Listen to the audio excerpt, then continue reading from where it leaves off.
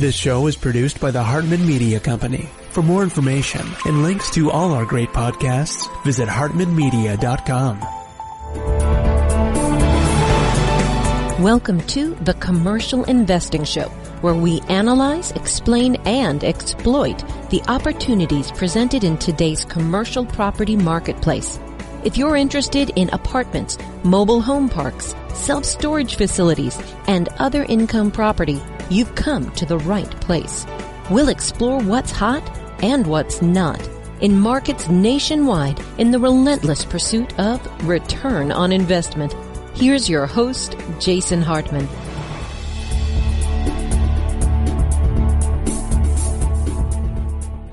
It's my pleasure to welcome one of our investment counselors back to the show, and that is Doug. You've heard him on the show for maybe 10 years now, on and off, and you also may have seen him speak live at our conferences.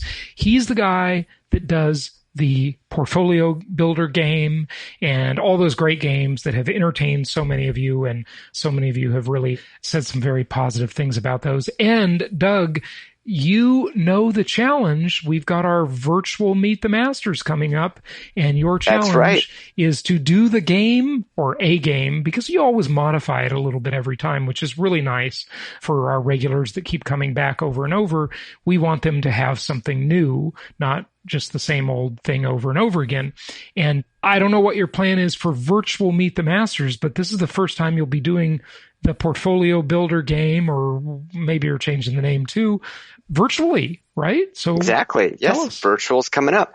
Well, one of the things that we're really trying to orient our challenge around is getting people to really take action, because as you said, right, there's not a bad time to buy real estate, but we are really at almost a mother of all buying opportunities, not because prices are depressed like they were in 2010 and 11, but more because, we're really on the precipice of a multi-year, possibly a generation-long migration away from urban cores out towards suburban areas.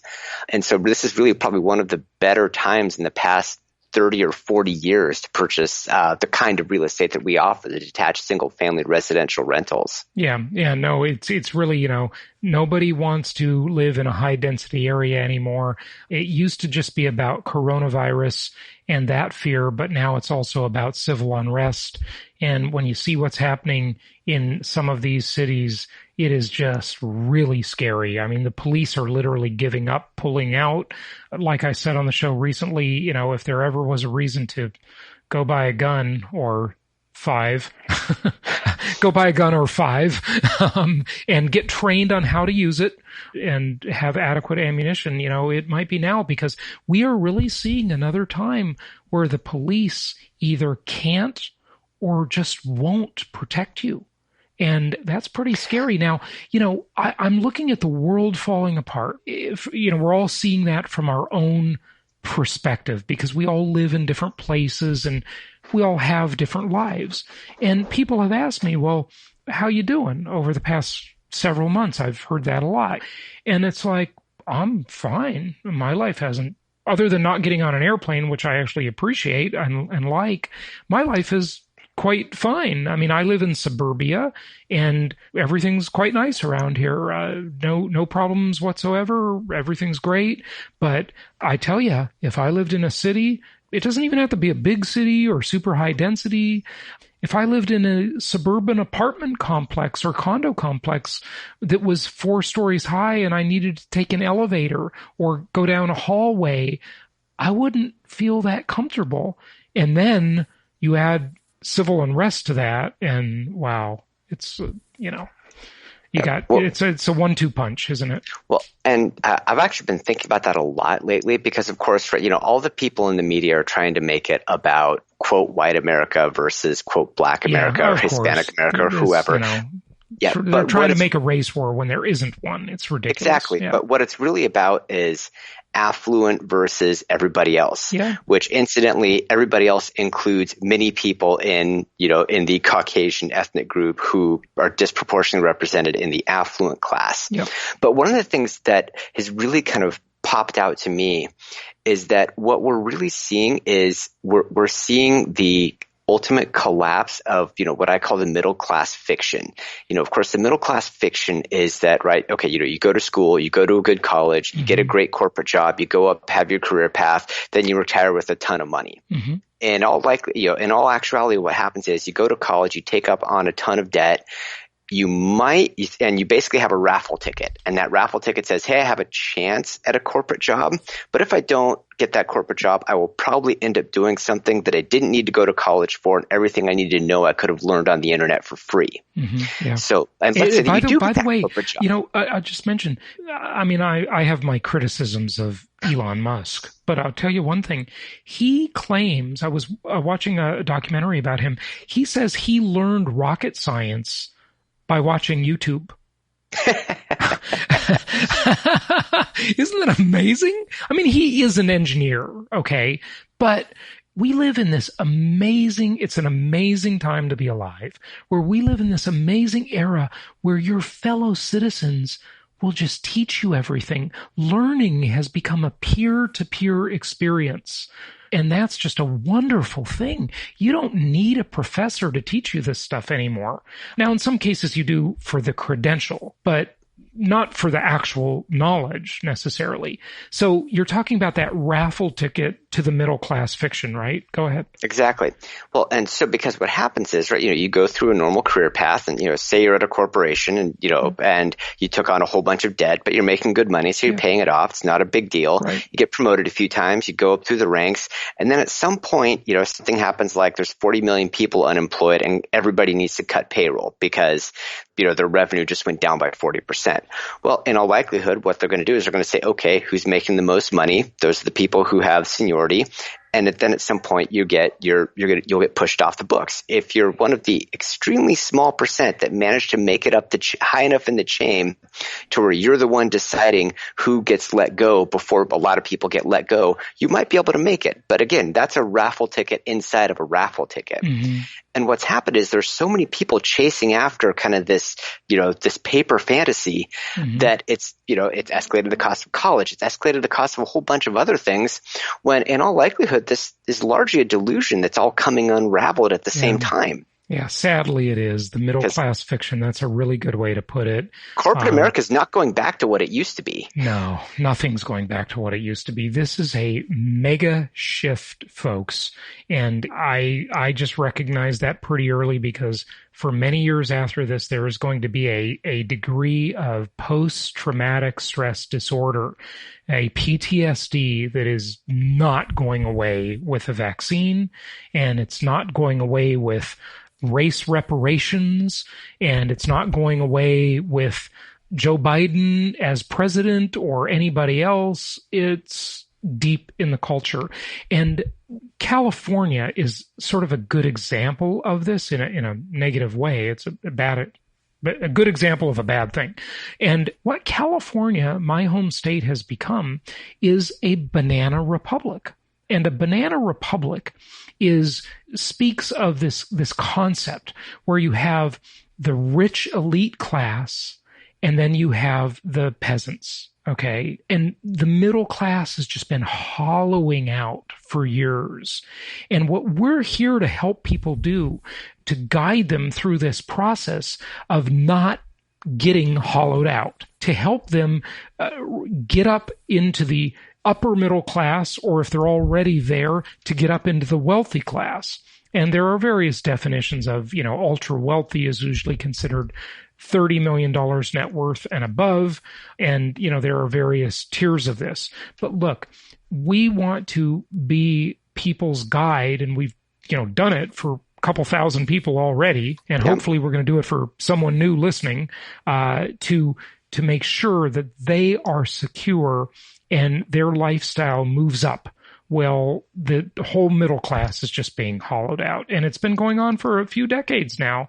And it's that middle class fiction. And Doug, the other thing is we are going to have more opportunities as we did during the Great Recession 12 years ago. I had a lot of listeners listening to the podcast asking, hey, Jason, I love everything you're saying about real estate, but right now times are tough and I need a side hustle. I need another income stream. so that I can do more investing. So I started making some of the podcast episodes about home-based business opportunities and side hustles, if you will. And I've done that a little bit so far now. You know, we talked about the tax deeds. We talked about some other things that people can do to create wealth for themselves. And so you'll see more of that coming up. But Doug, more on that middle-class fiction, and then let's get to rent payments and inflation. We got some stuff to talk about there. Yeah, sure. And the thing that I'm just really seeing is, with all this coming unwound, there's been a lot of perceived stability in corporate employment that is just coming to an abrupt end for a lot of people. And one thing opportunity a lot of people have is that, if you have been displaced, you're able to put your primary mortgages under forbearance. And the forbearance guideline is actually going to go for quite a while. So there's a lot of people who really have an opportunity to remake their life. It doesn't feel like it. It feels like your whole financial world's coming apart.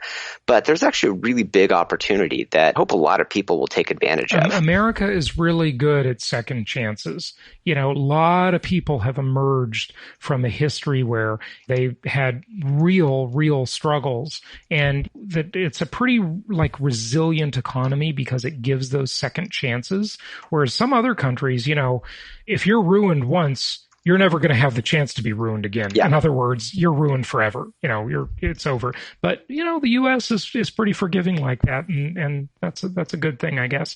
But remember, forbearance is not without its consequences. Okay. No, it's not. If you're wanting to buy income properties, the word on the street is do not enter a forbearance program. Do not do that because it's going to inhibit your ability to get more financing for future purchases, and you don't want to miss out on this opportunity here as we experience what John Burns called the Great American Move. We are in the midst of the Great American Move. Well, we're at the beginning of it. It's going to be hugely significant. And just we're going to share with you on upcoming episodes about moving stats and how the movers are doing. If you're in the moving business, if you're in that industry, you're probably already seeing that you're very, very busy now. If you own a U-Haul franchise and rent trucks, you're good for you. You're going to do quite well. Exactly. Yeah. Exactly. Well, and because moving on to one of the other things we were planning on talking about was just the rent stability. Yeah. So I know one of the things that we were looking at was, what's the percentage of rent that was paid on time, and it's actually really close to last year. I think it went from something like 82% down to 80%. I mean, that's an almost imperceptible difference. It's amazing, Doug. So let's be specific. So May of 2019, rent collections. Now, remember, this is going to be a survey of multifamily units. This is not for single-family homes. Again, the reason for that is that single-family homes don't report to any big centralized place. So when they do these surveys, and this one is from the National Multifamily Housing Council, that's a trade group. Okay. And so, they have lobbyists and they have conferences and they keep statistics. Okay. And what they'll do is they'll survey their big institutional landlords and they will share the numbers on their rent collection. So again, single family home rent collection, I will guarantee you is far better than these numbers. Far better, because we've noticed it ourselves with our own clients and in my own portfolio. I'm not having any rent collection problems. I expected it, yet the rents are all coming in. On the apartments, you have a more transient, lower quality tenant base. So, collection is never going to be as good, and you're always going to have more move-ins, move-outs. Apartments are temporary. Single-family homes are more permanent. But May of 2019, 81.7% made their rent payment. Now, this chart doesn't show how much time that was. In other words, it says week ending on the 6th of the month. So it does show that. So by the 6th of the month in 2019, May, 81.7% of tenants in these large institutional apartments made their rent payment. Now, fast forward, and Doug, I'll let you share this one. May of 2020, tell us what happened. Let's see. So when we go into May of 2020, the number is 80.2%. So that's It's like barely insignificant. It's insignificant. It's nothing. It's noise. So you're saying to me, Doug, that 0.5% deterioration in the rental market in May, year over year. Something like that, yeah. It's let's look at the exact numbers. So if we're talking 81.7 down to 80.2, that's 1.5%. That's the total deterioration. Oh, sorry. You're right. Yeah, 1.5%. Even that isn't that. I mean, it's nothing. Yeah. Well, in fact, even this. Okay, so look at this. In April rent collections were 78%, and they went up to 80.2. Yeah. And so the decline from May 19 to May 20 is less than the increase from April 20 to May 20. Yeah, it's insignificant. It's the news media would love to make a story out of this, but there just isn't a story there. You know where there's a story is in the commercial world. I've shared that on the show. You know, the commercial landlords are just not paying their rent. Commercial tenants, I mean, whether it be an office space. I just read an article about all the law firms defaulting on their rent. You know, obviously in the retail and the restaurant rentals, they're just not paying. So the landlords are really suffering there. But in residential, the home is the center of the universe, and people want to keep the home. And interestingly, even if they know they can't get evicted at the moment, it seems as though they're either just doing the right thing and being good moral people, good citizens, or they just don't want to ruin the relationship with their landlord for future months. And that may be the other reason, you know, because those moratoriums have been lifting, obviously. So let's look at June over June. Tell us about June 2019 to June 2020. So when we go June 2019, that was 81.6% last year, down to 80.8%. So this means that June is up 0.6% sequentially May to June, and it is down only 0.8%. year over year. Okay. So not even a 1% difference year over year. Now, in 2019, we didn't have a pandemic at this time of year. We did not have a race war. We did not have civil unrest. And in the month of June, the rent collection difference by the 6th of the month is less than 1%. Doug, as they say, as they say on the old Wendy's commercial with the little old lady, "Where's the beef?" There's nothing.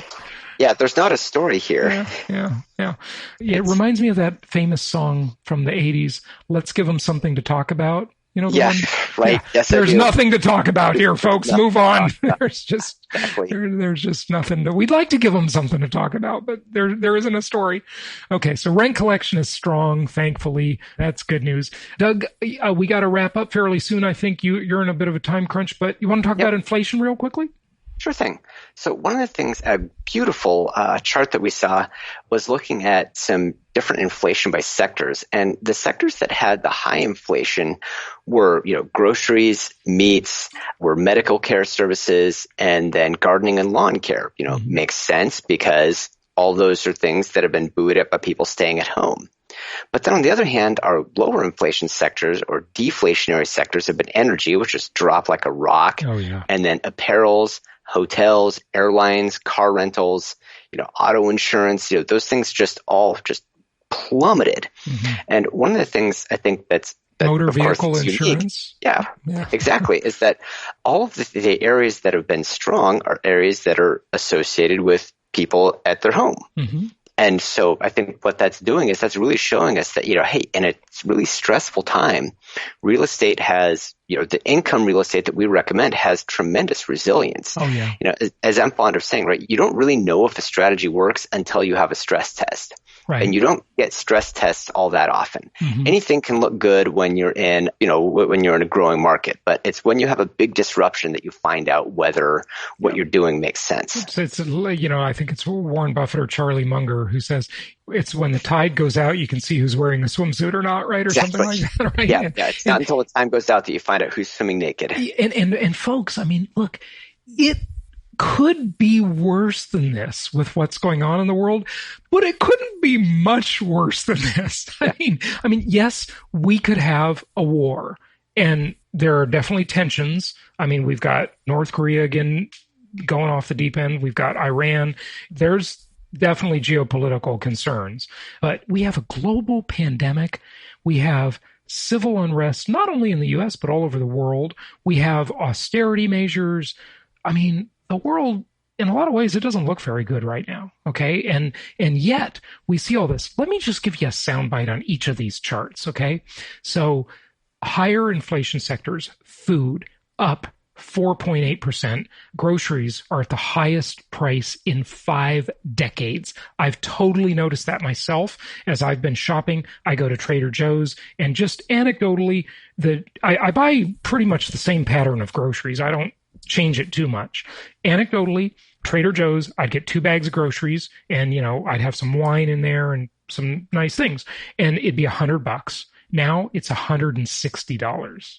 I did not change my cart around that much, or what's in those bags. I've definitely noticed that myself. I know everybody listening has.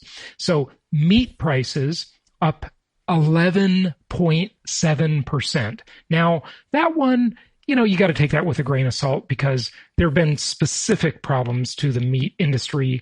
So that one's a bit of an anomaly. I don't want to say that's inflation based completely. But healthcare, medical services, up 5.9%. Who says there's no inflation? This is crazy. Like you said, Doug, gardening and lawn care up 9.7%. I don't know why that is. That doesn't seem like it would be a coronavirus related. Any thoughts on that one? Well, I think it all has to do with the fact that people are stuck at their house, and so they're trying to take care. They're trying to take care of their property. I know for us, I'm okay. Yeah, go ahead. Well, and so in this case, right? If you're talking about gardening and lawn care services, now's the time to do projects. Right. If you're stuck at home, it's a time to do projects. Whenever I go to Home Depot or Lowe's, the place is just packed. Oh, really? There's people. Oh, yeah. There's people that are getting stuff for doing home projects all over the place. Yeah. I know, because I was at Lowe's trying to get the polymeric sand for doing a project at our back patio about a month back. What is polymeric sand? It is sand that has plastic polymers in it. So what you do is you put it in between paver stones, and then when you get it wet, then the polymers bond together, and so you basically have self-sticking sand. Got it. Isn't that, boy, technology's everywhere, isn't it? That's amazing. Exactly. It's an amazing time to be alive. But yes, technology sand. As the home is becoming the center of the universe, people want to make it nice. I've been saying this for a couple of months now. Home improvement projects, not specifically, like I haven't been to a hardware store like you have, but that doesn't surprise me too much. Remodel projects, okay, that's going to be big soon, or just moving instead. That's the easier one. And furniture, stuff for the home. If you're in the home goods business, you're going to do pretty well. Okay, go ahead. Think about it like this, Jason. If you live in a apartment or condo in the middle of a city, then moving is the ultimate remodel project. Right. It's much easier than remodeling. Exactly. Because what you've done is you've just gone from a 500 square foot elevator shared living space to, say, a 1,500 square foot detached house with a property. Yeah. That is the ultimate remodel. And guess what? It's a major upgrade to your life in so many ways. And your rent went from $3,800 a month to $1,500 a month. $1,500 a month. Yeah. Exactly. So it's much better. And you have a yard too. And you can get a dog now. So there you go. Okay. So low inflation sectors, energy's been crushed. We all know that because people haven't been moving around. So, we saw oil prices totally collapse. Energy usage. Now, the interesting thing about the electrical energy, okay, there's many types of energy. Okay. But the grid has been stressed because everybody being at home uses more energy than everybody being at an office because it's not communal. People, when they leave their house, they wouldn't run their air conditioning all day, yet everybody's in their individual bubble running it instead of in a common office where it's, more efficient and you can cool more people for much less cost and much less taxing, many less kilowatts. But energy for industry and manufacturing, the demand for that just plummeted for quite a while, but it's coming back, as we know.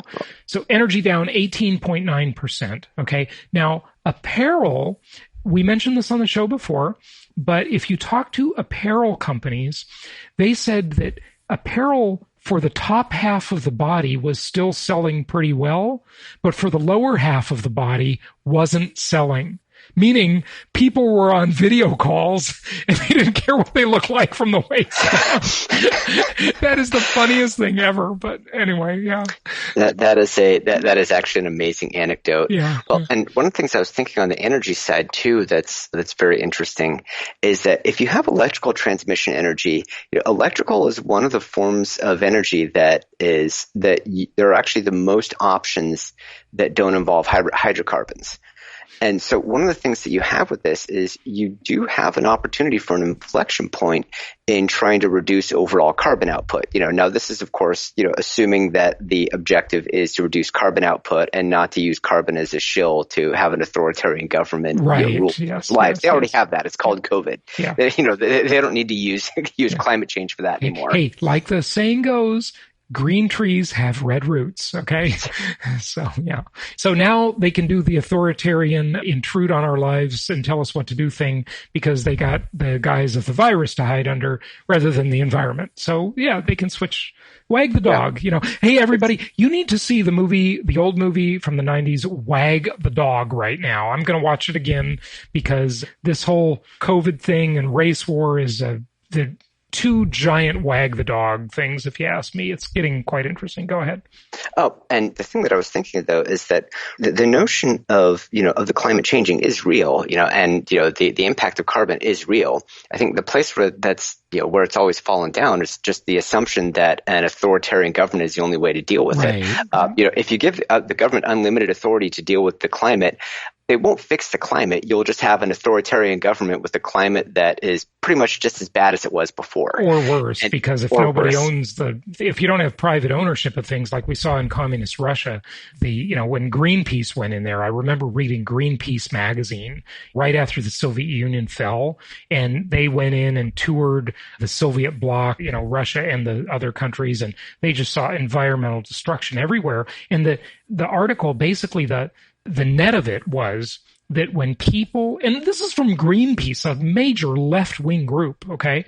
The net of it was when people don't own property, when they don't own the land, they don't care about it. So, correct. Yeah.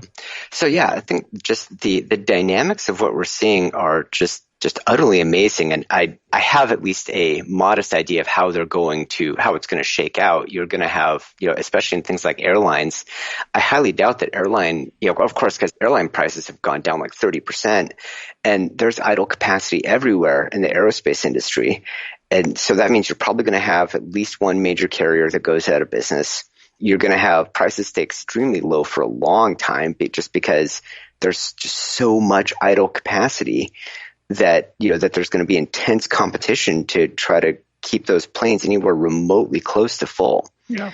So yeah, there's going to be very long-lasting impacts from all this. Air travel right now, and this is TSA, so it's not worldwide, but it could be non-domestic flights where someone has to clear TSA. The number of passengers is only 17% of what it was 1 year ago. And it's already coming back. It's better than it was. It was really bad during the worst point in the lockdowns. But right now, it's 17% of last year's number.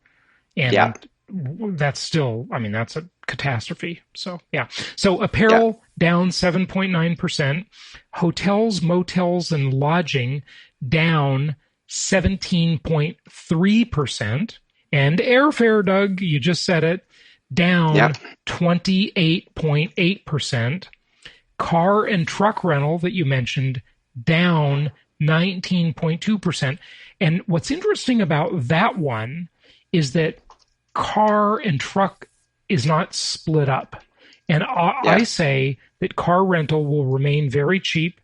By the way, if you're looking for a used car, go to Hertz.com. They are selling thousands of cars. I looked at a few. I was thinking maybe I should pick one up. They're so cheap. You got these, there's just a lot of good deals on those cars. It was pretty attractive.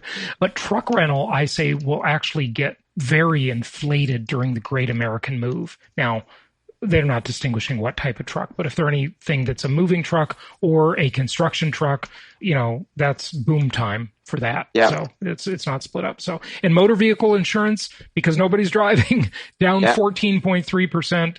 But rent CPI, the Consumer Price Index for rent, year over year, up 3.5%. Up 3.5%. In the midst of all that, rents are up. Interesting. No, exactly. Well, I think what all this comes back to is that it's like you said, it really is an amazing time to be alive, and it's an amazing time to be an income property investor. I mean, boy, the economy just got shellacked and our properties have just held up beautifully. And they're positioned right in the middle of where everybody's moving to. Yeah, I know. We're right. Since we sell suburban properties, and this is exactly what everybody wants, we are in a very good position. I mean, I shouldn't say we, I should say you listening. If you're assuming you're following our advice, our plan, our guidance, you are in a very good position. And I got to tell you, I'm just going to be very candid as we wrap it up here, folks. I had a heart-to-heart talk with one of our investment counselors. I mean, we've talked, of course, Doug, but this particular talk that I'm going to recall right now was with Sarah. And, I said, Sarah, we may have to make some really tough decisions in the next 6 months. As this broke out, I was worried. I mean, I didn't know where this was going to go. None of us really even now know where it's going to go. But one thing we know for sure is that, well, a few things we know for sure, I guess I should say. Housing is the center of the universe. People can work remotely. They all have discovered that. People can learn remotely. They don't need to go to an office. They don't need to go to a school. They can do all of that remotely, and they like it, and they've adopted it. And suburban migration is huge, huge, huge. Yeah. And interest rates are low. We know that too. So take advantage of it, folks. And Doug, on that note, I'll let you wrap it up. Basically, we have the strategy. We all know what needs to happen. And now's time to pull the trigger. If there was ever a time to do it, now is the time to do it.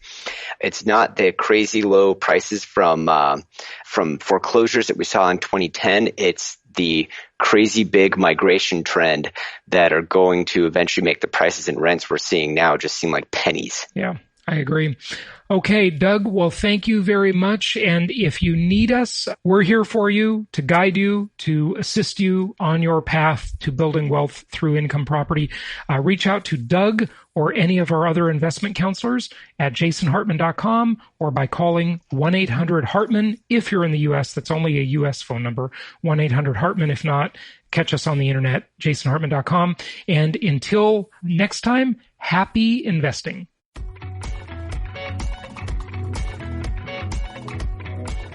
Thank you so much for listening. Please be sure to subscribe so that you don't miss any episodes. Be sure to check out the show's specific website and our general website, hartmanmedia.com, for appropriate disclaimers and terms of service. Remember that guest opinions are their own, and if you require specific legal or tax advice or advice in any other specialized area, please consult an appropriate professional. And we also very much appreciate you reviewing the show. Please go to iTunes or Stitcher Radio or whatever platform you're using and write a review for the show. We would very much appreciate that. And be sure to make it official and subscribe so you do not miss any episodes. We look forward to seeing you on the next episode.